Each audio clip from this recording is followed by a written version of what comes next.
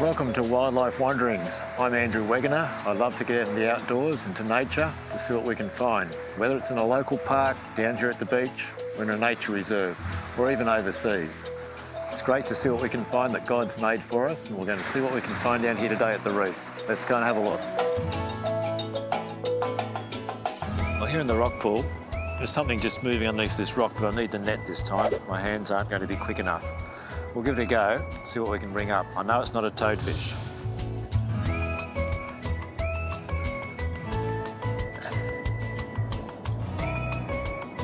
Oh, there we go. Now, this is typical of a rock pool species. It's called a blemmy, little rock blemmy, little type of fish that we get in the rock pools.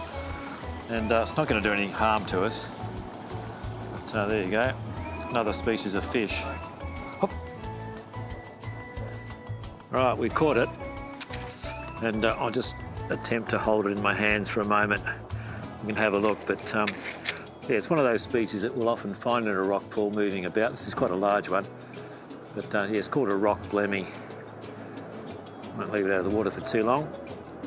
Another example of what you could find if you're down here in this sort of habitat, wandering around looking for wildlife. There we go, we'll just see what it does. Off you go. Not a lot.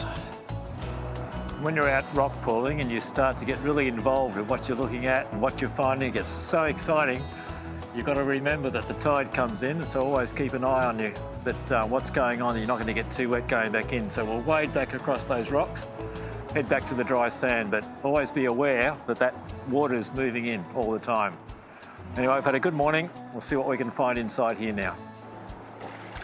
As we're walking back to shore, you'll notice there's quite a community here of mussels sitting on these rocks, and these are bivalves. What they do, they open and close, and what they're doing now is filtering out little bits of debris that's coming in off this tide change. So every little shell has a little mouth that's opening and closing, hence the name bivalve, a two-part shell.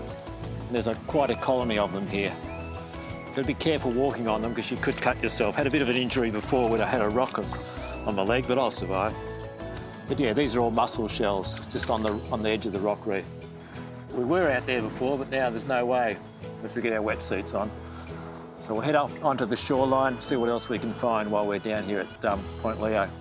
Sun's out, so it's looking good.